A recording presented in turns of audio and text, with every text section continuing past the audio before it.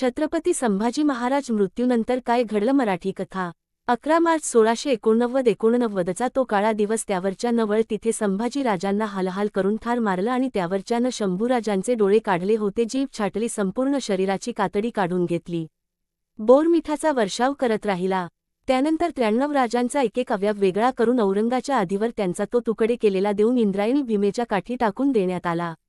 आत्तापर्यंत राजाच्या शौर्य आणि धैर्य पाहणारी ती इंद्रायणी भीमा देखील आज राजांचा तुकडे झालेला देह आपल्यात सामावलेला पाहून जणू रडत होती। ते विखुरलेले तुकडे पाहून ती सध्याही जणू तुटत होतं। त्या रक्ताची अंगार इतकी होती की त्यामुळे त्या भीमा इंद्रायणीचे पाणी देखील ठरत होतो। आज शंभूराजांचा देहविच्छिन्न अवस्थेतील तुकड्यांमध्ये तिच्या पाण्यामध्ये पडला होता। इतका शूर राजा, पण आज मात्र राजाच्या शरीराच्या तळाशी जाण्याची कुणाची हिंमत होत नव्हती। औरंगाने तसा आदेश काढला होता। त्यानं फरमान सोडलं होतं की कोणी जर का शंभूराजांच्या शरीराला हात लावला तर त्याचे देखील तेच हाल होतील जे राजांचे झाले। औरंग यांना दिलेल्या धमकीमुळे आजूबाजूच्या गावातील वाड्यावरील लोक देखील त्या इंद्रायणीच्या काठी जायला थरथरत होते। रात्रभर ते शरीराचे तुकडे तिथेच पाण्यात तसेच होऊन होते।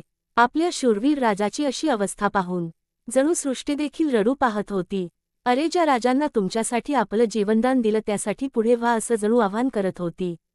पण लोक मात्र भीतीने आपापल्या घरात लपून बसले होते। पाहता पाहता सकाळ झाली, रात्री जातो बुडू पंधार जाऊन सूर्याची सोनेरी किरणे सर्वत्र पसरू लागली।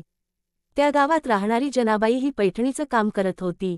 ती पाटलाच्या घरी कपडे धुवायचं काम करत असते। नेहमीप्रमाणे त्या दिवशी देखील ती पाटलाच्या घरचे कपडे घेऊन नदीच्या काठी कपडे धुण्यासाठी आली।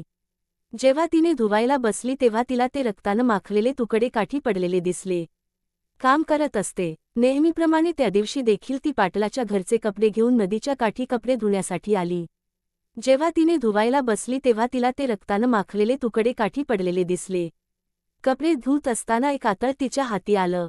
तेव्हा तिने ओरडून म्हटलं, माणसानं सारा लाजा सोडल्या, आता देखील पाण्यात सोडायला लागले। तेव्हा तिथे जवळच असलेला मिळाला। याकडे आपल्या छत्रपती शिवरायांच्या मुलाचे म्हणजेच संभाजीराजांचे आहेत।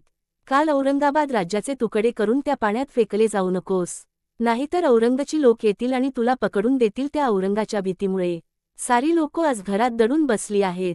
तू देखील घरी निघून जा। आपल्या संभाजीराजांच्या शरीराचे तुकडे हे ऐकल्याबरोबर तिच्या डोळ्यातून खळखळा पाणी वाहू लागलं। तशीच उठली आणि गावाकडे पळाली। ती दामाजी पाटलांच्या वाड्यात आली। आता सर्वत्र शंभूराजांच्या मृत्यूची बातमी पसरली होती। बघता बघता सर्व गावातील लोक पाटलांच्या वाड्याभोवती जमा झाले। आपल्या राज्याची अशी अवस्था पाहून सगळ्यांचे चेहरे उदास झाले होते। प्रत्येकजण अश्रू गाळत होता। तेव्हा तेथील मंदिरामध्ये गोरखनाथ येऊन राहत होते। ते त्या गर्दीतून पुढे आले आणि म्हणाली, आपले आज शिवाजी महाराजांच्या लेखनाच रक्त हाड मांस आपल्या गावात आलेला आहे। ते असंच नदीकिनारी बाजूला पडावा आणि आपण मात्र गप्प बसलेलो आहोत। या गोष्टीचं खूप दुःख वाटत आहे। गोरखनाथ यांचे हे बोलणे ऐकून मंदिराच्या बाहेर बसलेला गोविंद महार लांबून बोला, तुमचं बोलणं खरं आहे। आपल्या शिवाजीराजांनी आपल्यावरती, आपल्या मुलाबाळांवरती, आपल्या मुलखावरती केलेले उपकार कमी आहेत का? आज त्यांच्या लेखनाचा आतडी कोथळा गाव शिवाराच्या बाहेर पडावा आणि आपण मात्र मूग गिळून गप्प बसावही शोभून नाही दिसत। तेव्हा तिथे असलेले दामाजी पाटील म्हणाले, तुम्ही सर्व म्हणताय ते खरे आहे। जितका तुम्हाला वाईट वाटत आहे त्यापेक्षा जास्त वाईट मला वाटत आहे, पण करणार काय? गावाच्या सभोवताली 45 लाख मुघल सैनिकांचा तळ पडलेला आहे। त्या बादशहाची ताकद खूप मोठी आहे। शंभूराजांच्या रक्तमांसाला कोणी शिकवू नये असं त्यानं फरमान सोडले आहे। तेव्हा एकानं म्हटलं, खरं आहे, कारण पंचक्रोशीतला सारा गावातील लोक गप्प बसलेले आहेत, तर मग आपणच पुढाकार घ्यावा। हे सारे ऐकून गावकरी आपापल्या घराकडे परतले भाकर खाऊन।